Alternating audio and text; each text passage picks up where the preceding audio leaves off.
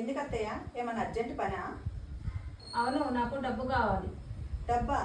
దేనికి? సర్లేండి, ఎంత కావాలి నేను ఇస్తాను. నా కొడుకుని కని పెంచి పెద్ద చేసినందుకు నాకు డబ్బు కావాలి. మీకేమైనా పిచ్చి పట్టిందా? కొడుకును కని పెంచినందుకు ఎవరైనా డబ్బులు అడుగుతారా?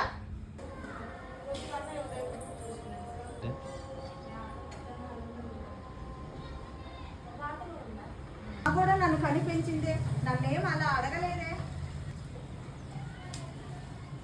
ఏంటి ఏం మాట్లాడుతున్నావు? అమ్మతో అలాగేనా మాట్లాడేది? మీ అమ్మకి డబ్బులు కావాలంట, అది మిమ్మల్ని కని పెంచినందుకంట.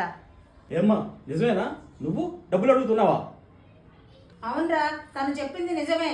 మీ నాన్న మనల్ని వదిలేసి వెళ్ళిపోయిన తర్వాత కష్టపడి పెంచి పెద్దవాడిని చేసి పెళ్లి చేసినందుకు నాకు డబ్బులు ఇవ్వాల్సిందే. ఆగు, నువ్వు వదిలే. అమ్మా నువ్వు చెప్పు, నన్ను కన్నందుకు డబ్బులు అడుగుతున్నావా? అయినా నీతో మాట్లాడటానికి అంత టైం నాకు లేదు. కానీ ఇప్పటి వరకు నా మీద ఎంత ఖర్చు పెట్టావో చెప్పు, ఆ డబ్బు ఇక్కడే ఇచ్చేస్తా. నువ్వు ఎప్పటికీ ఇవ్వలేవురా. నువ్వు పుడితే ప్రమాదం అని డాక్టర్లు చెప్పినా నేను నిన్ను కన్నాను. నాకు కావాల్సింది డబ్బు కాదురా, నాకు కావాల్సింది కాస్త టైము, మీ అందరి ప్రేమ.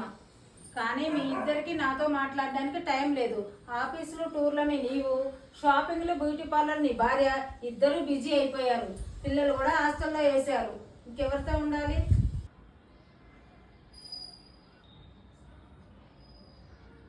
అమ్మా తప్పు మాది.